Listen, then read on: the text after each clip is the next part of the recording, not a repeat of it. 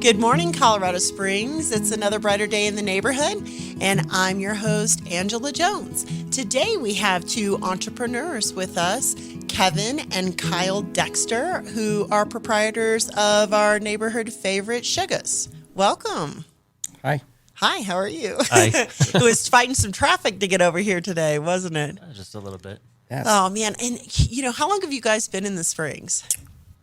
15 years 15 for me. years. Yeah. 10 for me. Okay, so you know that Colorado Springs has gone from no traffic to the traffic we have now. Just possibly maybe 60% of the reason why I moved here from Miami, which was really only traffic. That's all it is. So all there is traffic. We were down, and I'm not going to be able to remember. It's a very quaint neighborhood, like a lot of really old, cool houses. It's about 15 minutes from the airport in Miami. And maybe I'll be able to think of it. But anyway, we were down there. Neighborhood, old houses. Coral Gables. Yes. Yeah, I think that's what it was. Yeah. But anyway, they were beautiful. And it was, anyways, we're driving through there and, that was fine. It was kind of like, normal. And then we get into the traffic getting back. Yeah. It was insanity. And the same thing when we lived in Nashville ever like 20 some years ago, but it was the same way. It reminded, Colorado Springs reminded me of like what Nashville was 20 years ago. When I first got there was no traffic, or at least you could figure out a way not to ever hit traffic, wide open spaces. And now it's like Nashville's an hour from Nashville. Yeah. Denver's an hour from Denver. And I'm just really hoping, I love that, our community's growing, but I don't love the traffic. Me either. So do you guys have much of a commute to Shuga's, or do you live in that vicinity? 7 minutes, I believe. Oh yeah, I guess so. You're on a good day. Are you there in downtown, or? We're in Cheyenne Canyon. Oh, nice! I love that. A little area. house there. Yeah. That's super cool. Yeah. So tell me what brought you to establish Shuga's here in Colorado Springs? Well, we didn't establish it. Okay. I think it's important to mention that. All right. I got a job there in 2008. All right. And fell in love with it. Worked my way up from like the very bottom of the totem pole to the very top of the totem pole. And then my friend Alexis, who did establish it, sold it to me. Yeah. Got you. Okay. All right. And so how long ago, like when you say you started at the bottom of the totem pole, what was your first job there? I was a day server, which if anybody had been a customer at Shuga's in 2008 knows that I think we made like $20 in a shift. It was very, very well kept secret. Right. So that would be the bottom of the totem pole. And then I started working nights and bartender, and then carving out all these management positions one by one, just pioneering. There was no need for a manager back then. So as the need became present, I started just pioneering all these management positions, from just like front of house manager, beverage manager, then general manager at the end. And then, the ladder runs out of rungs. So I built another one and just bought it. There you go. So what was your history before that? Like, were you in restaurant management before that? I had a short-lived management job at a restaurant in Miami. Okay. Also, very similar story, but very condensed in time frame. For about 6 months, I started as like a busser expediter, and then I became their manager, and then I moved here. I left that job to move here. Well, that restaurant is long gone. In Miami? Yeah. Yeah, you can't survive in Miami with you have to be top tier. It's kind of that market. It reminds me of New Orleans. Like, if you can make it New Orleans, I mean, there's some of the best food. Colorado Springs is really getting to kind of be that way. Sure We've got some foodie choices. A lot more options now than 10 years ago. Yeah. Even 5 years ago. So Kyle, besides Shuga's, where do you like to eat most, or what type of cuisine? I should say that we're really big on the Asian and Indian food. Okay. There's a few places around town that just popped up with some really good Indian cuisine that we really care for. All right. I would say that most of the time, though, we're probably at Saigon. Really? Yeah. Really? I love that. It's one of our, it's comfort food. It's Saigon Cafe downtown. Absolutely, absolutely. I love it. We've got this. We actually made plans to go have Indian later today. The little place that's in the Chapel Hills Mall that used to be the Denny's. Do you know what I I'm do talking remember about? that. Yeah. What? I used to work in this mall a long time ago. Yeah. No. So In the okay. mall, there's an Indian restaurant? No. It used to be Denny's, so it's like right at Academy. Urban Like right at- Tandoor? Yes. That place is hands down the best. Are you guys listening? Urban Tandoor, They you are so- amazing. Yeah. They are so good. And We you- love them. And you know what I love about you? I know you're going to guess this because you've been in there. So their lounge with the big screen. giant Yeah. Bollywood MTV screen. What could be better than that? Have you been there or have we just done takeout? Actually, I haven't Yeah. stopped in yet, but we're willing to make the drive to come pick up food all the way from downtown I've just been to there a go couple eat there. times. Yeah. Absolutely. Their food is fantastic. It's really good. And they don't really have any like weird fusion-y things, but they do a couple things that are a little bit different take, you know? They really do. There's this appetizer they have that I love. These little puri like pockets with this cilantro yogurt or Yep. mint yogurt Yes. or something. And it's just Yes. very liquidy and you just kind of like, Uh-huh. that is so good. For me, it's the bread. They've got the best bread. The best naan Yeah. ever. They do. Yeah, and they've got, even the cheese naan. I'll go out on that limb. I'm out of the dairy game by and large. But cheese naan, I agree. It's taking one for the team. They are Absolutely. ruling the Indian in this town right now. Are they really? are, like, So I'm glad they we're yeah. vibing Yeah. heart Yeah. to heart on that. So that's really awesome. And so what about you, Kyle? What's your background that got you into restaurants, or do you have a background in restaurants? Well, actually, I mean, I'm relatively new to the industry. I was working in retail before that, and before I moved here, I was a performer. Oh, And I found Shuga's about 10 years ago as a customer, and it was the only place as an introvert that I could go and be in the crowd but not be a part of it. I could go and have a drink and read a book and just exist. And then we met, and a few years later, I started to become involved, and then nice. I guess the rest is history. The rest Started is- working in the prep kitchen, and then bought it alongside Kevin. Oh, that's great. Yeah. That's amazing. And so what type of performer? Oh God, that was so long ago. It's okay. I was studying in musical theater, and Oh, wow. I'm from Cincinnati, and there were a lot of independent theaters, so I just got jobs, and that was a while ago. So, I mean, is it music, or are you a singer? A little bit of music, singing, dancing, anything they wanted us to do. And then anything backstage, those little companies, you kind of do what you have to do in order to survive. So just a lot of the creative. Mm-hmm. All right. So what was do you have a favorite role you ever landed? It doesn't seem very big, but for me, it was a big deal. Okay. I landed Bernardo in West Side I'm Story. going to say that. I mean, We were performing in the same complex that all the Broadway shows came in, and wow. it was a big deal. We walked in the stage door and all that stuff, and that's one of my best memories. right. And so how big of an audience did you have then? Like hundreds. A few hundred. Yeah, that's awesome. That's Yeah. cool. I love community theater. I always like to go. We're a military family, and every time we would go, from like especially base to base, they would always have like a community theater on the base, and where people who were, have that kind of background get into it. And I always just love to patronize those events because it was fun. They are fun. And I love plays, especially. I think that's It's always good to support your local community theater. yeah. Yeah. Sometimes it's just very rare to find a whole lot of theater in a town. And, if you can support it, it supports all those artists that are just trying to do what they love. Did you go much theater here? Yes, actually. The most recent was Cats, right? Oh, yeah. We went and saw Cats at the Pikes Peak Theater. I love the Pikes Peak Theater. I love that it's a great music venue. Yeah, Cats Fine Arts That Center, was all funny. that stuff. Yeah, and then they've got, I think, over in Ivy Wild, there's like a little theater. Yeah, the Mat. I've seen that, the Mat. Matt, there's That's the Fine Arts Center, Theater Works. There's a lot. there's like what, 5 or maybe 6? I don't know. That I know of. I'm sure there's more. It's ever evolving in this town. Yeah. yeah. So that's always. So have you gotten to do much here? No.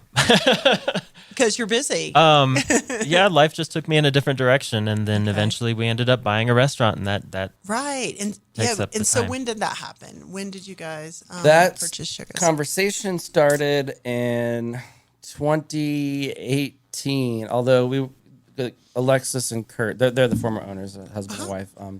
Good, very dear friends of mine. We always flirted with the idea, and I was like, "Oh, shut up! They're kidding. They're not going to sell this place." Right.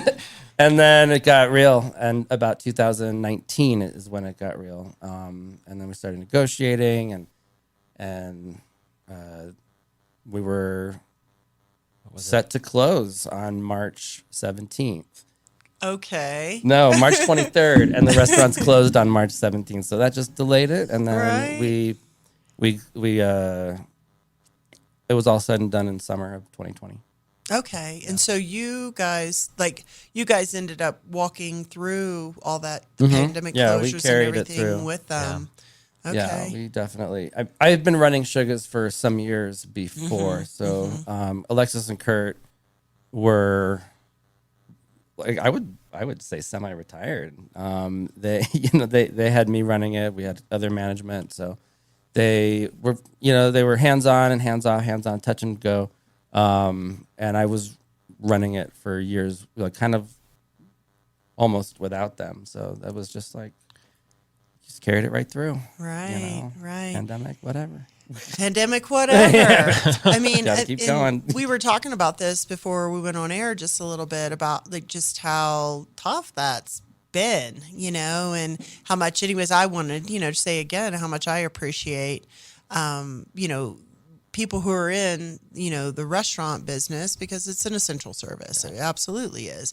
And, and not to diminish anybody else's contribution as a frontline worker, but people who serve us and kept us eating and got us takeout drinks, during was all huge. of that. That was a huge move. Yeah. Wasn't that great? Yeah. I mean, I think that's one of the things that kind of has changed for the better. It's like, getting more people out, taking out from restaurants, having developed those options, to be able to, support local restaurants more, and for you guys to be able to get more business in your doors and that, because you got how many seats total? Well, it depends on Whether you're outdoors what we're or talking not. about. Yeah. Right. Well, like inside. Inside. Oh gosh, it keeps changing. Maybe like 30-ish. I think it's 35 or something. Okay, like okay, that. at the bar and everything, yeah, including the yeah. bar. Yeah, I'd And say then probably during the pandemic we had 3 tables in there. 3 tables Right. inside, but we had that crazy garden, and we just put those tables outside. So we never really Right. had to lose tables. We just spread them all out. We're very fortunate. Yeah. With the space we have to work with, that a lot of our colleagues and friends Yeah. don't have, like your downtown favorite restaurants, Right. don't have the, wide open space that we have behind us. Right. So that's how it worked for us. That was a big key, getting creative, using what you had, doing what you could just to get through it, Right. Right. rolling with each punch, I think, without letting it overwhelm you, because things changed constantly, Right. But like moving into ownership in that environment, that's pretty gutsy. It was gutsy. I mean, it's gutsy. I mean, I fully believe in that restaurant, in that space, and the concept. At the time, it didn't feel gutsy. Looking back, I'm like, wow, that was gutsy. But right. But at the time, it felt like, just give it to me already. Like, Okay. like just get. Yeah, I was gung ho, I would say. I would say so. Yeah, we were just Yeah. ready for Yeah. it to happen, and just to actually run the restaurant Right. through this pandemic instead of trying to, go through this whole purchase. It's weird to think about it, because I have no idea how we actually got through it all. It's like a dream. You just It's like- kind of live it, it's like- and then you just maintain that not hope, but that belief that you're just gonna survive. Yeah, and- like climbing a 14er. like we're gonna Very do this. good It's gonna analogy. be fine. Very you know? good analogy. Yeah. Because it's hard, but you're also doing it because it's a challenge, and it was. I hate to say this, like bring any kind of positivity to a pandemic, but it was kind of fun. To reinvent over and over again. There's a lot of creative Right. muscle Right. that had to be used. Well, Yeah. and I want to get back to that, like that idea of positivity in a pandemic in just a second.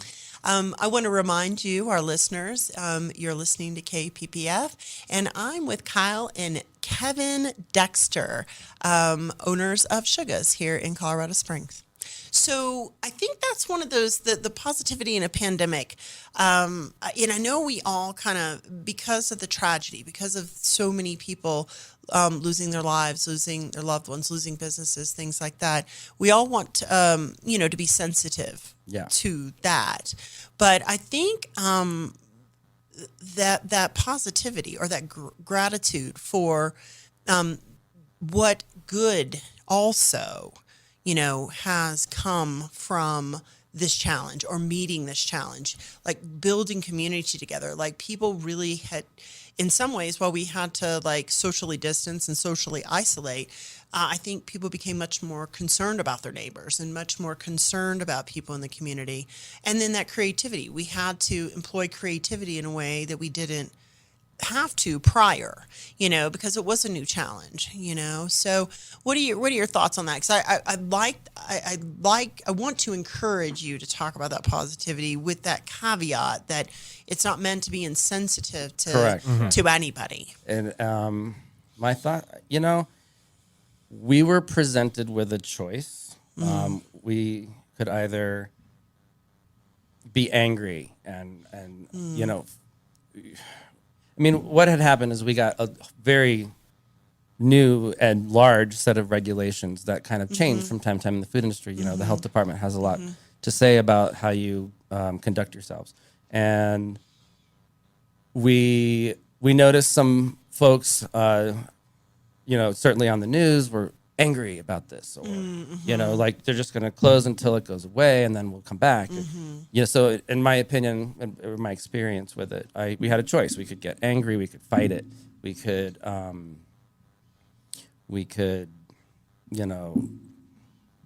get drunk and mad and Right. Go on social media and complain, or we could lean in and say, okay, what this is now a new canvas that we have to work with, and we're gonna work with it, and it's totally different. And we're very collaborative people, especially with our staff. So we got a lot of core people together on these big Zoom meetings throughout the pandemic, and we're like just throwing spaghetti at walls and see what sticks, and just batting around ideas, and that birthed like the big garden and then the teepee, which was just my favorite thing. Ever. There was a lot of birth in that. Yeah. So yeah. It was really cool to watch, actually. I mean, if you pay attention to the downtown crowd, all the restaurants are a part of this big community. Sure. When we had to shut down, all of a sudden that community is within your own walls. And we had this really great opportunity to create that community ourselves, and there was a lot of strength that we actually saw in a lot of people, especially the people that worked, for the restaurant. Some people said it was the hardest thing they've ever done is to have to continue to work through a pandemic. But everybody just kind of pulled themselves up by their bootstraps, and it was amazing to watch everybody not just live through this, but I'd hate it. And survive this mentally. It was a lot, and I don't know. We managed to all create this. A community of people that are just kind of making it through this. Well, it sounds like your culture really improved. Like you became closer. Sounds like, your people came together, not only to support you guys, to support each other, but also to support the people that were relying on you to be there. I think a lot of times that's it. I think we don't always realize, what we have inside of us in terms of strength, in terms of the ability to give or care, because we don't get called on to do it.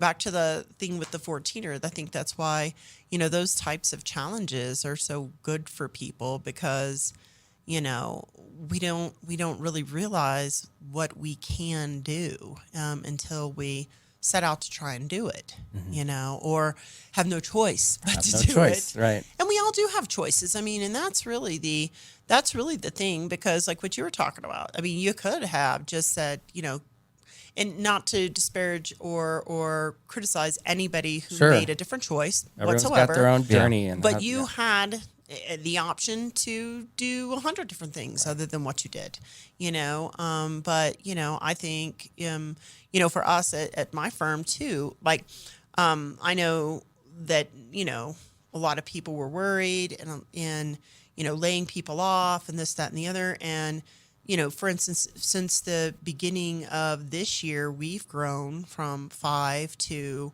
I think 19 employees at my law firm.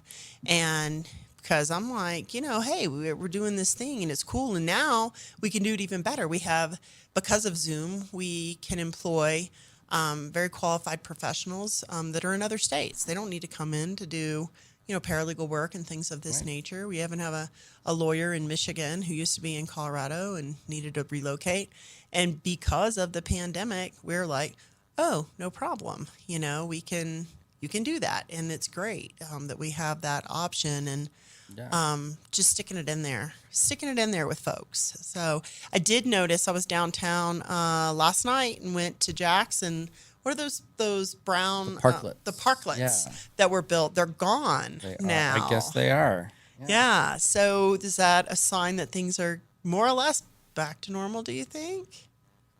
Gosh, the concept of back to normal is right. It's so weird because it just feels like being transported back to before this. I don't know that. I think it's normal will always be a new thing. Yeah. I mean, I feel like the restaurant world, especially here in Colorado Springs, is very much as close as back to normal as I've seen. Right. Yeah. I mean, you're operating, there's no special mandates. I mean, I'm sure you have heightened cleaning standards and all of that type of thing like we all do now. I don't think I've ever washed my hands. Yeah, so much in my those kind of things entire stick anyway. life. I get a little bit of a cough and I'm like, mask, Yep. So, But for the most part, everything here is pretty normal. I'd say. We were recently in Denver, and I think they have a mask mandate. Everywhere we went, we were asked to don a mask, and I'd forgotten that was even a possibility and didn't bring one with me. So. I have a tendency to just put them on if I'm going inside. If I'm going inside into the public space, I just put it on. Because for me, it's more about like just helping other people around me feel comfortable, and, I don't step into a lot of the political controversy around things. I make my personal choices and business choices for reasons. And, just like other people. A lot of our employees will still wear them. When I work, I love to run the door and be the host and see people. And when I do that, I'll wear a mask. Just come in contact with a lot of folks. Well, we have a few more minutes. So what other kind of things are you guys getting into this holiday season? Anything fun? Got skiing or... Resting. Novel concept. Novel concept for the holidays. It has been a blur of a year. So, it has been. It has been a blur of a year. So any favorite holiday traditions? Well, I mean, the tree's already up. We managed to get that up this year. Woohoo. We left ours up from last year. It became a holiday tree. So we did it for Christmas and New Year's and Valentine's Day and Easter and... I think it was Memorial Day. Great. And graduation tree. We had a graduation tree because my daughter graduated from Pine Creek, and it has just gone on. And at the present time, like we're waiting for her to come home from college this afternoon because we're going to take the Thanksgiving tree and take ornaments from throughout the year and decorate it with those ornaments. So like the year-round tree is what we're gonna do because we're going out of town. We're going out of town for the actual Christmas holiday. So we have our big anniversary party. Okay. Shuga's turning 20 in like 4 days. What? 20 on the 20th. On the 20th. Very nice. And we are having a party that night. We actually are going to take a few hours out of business and stop serving. And we've invited all the friends and family of friends and family of friends and family friends, all the people that might want to come to this party. That would be great. To come to the party at 7:00 if you want to come. Well, awesome. Awesome. Okay. Yeah. So how do people get more information about that party? Is there a website? Or we're not advertising. I think this is the first time I've said it. It's out there now. It's out there now. Now lots of people. May be Yeah, you coming. can call the restaurant and Yeah. or just show up. Just show up. Well, that's so fantastic. It's a nice break. Yeah. Something everybody needs. Yeah. Yeah. No. And any special drinks or something like that? There you will got be going on? the classics available. We're gonna set out a bunch of food and drink. And, Yeah, no, you guys do some special drinks from time to We time. do. I know. That's one of my favorite parts of Shuga's is the little specialty drinks that you guys do. They're always so light and fresh. And light. nothing- Thank you. that's I what appreciate feel. that It's because just- that nice cocktail to hear menu that is my from you. baby. Well, that's what's up. I mean, it's always that's what I'm saying. You go to some place and and they're like last night, and I'm not going to mention where I went, but it was sort of this ginger something. But I'm like, this tastes feel like heavy? baby food. Yeah, I'm like, what is this? It's too sweet, too thick. It tastes like it's got mango, and I don't even know what's happening Did right you say mayo? Mango. Oh, mango. It might have been better with mayo. in it. Something I with don't mayonnaise. know. That, I was just, and I was like, I like have a little sip, and I was like, Yeah. ew, that's okay. I drank water, lots of water, which is good. It's better. Yeah, cocktails. They're very important to me. That menu, I love that menu. I do too. Well, it's been really a joy and pleasure having you guys in, and I can't wait to get over. I haven't been to Shuga's, I don't think, since it was last year. get It was on over. sometime last year. So I can't wait to get over and check out the TP, and I will do what I can to make that party. Okay. nice to meet you. Well, thanks for having us. Yeah, absolutely. You're welcome back anytime. Okay. Thanks. This has been another brighter day in the neighborhood. Thank you so much for joining us this Sunday, and you can find us here at the same time and same channel each Sunday morning. Until we see you and talk to you again, have a brighter day.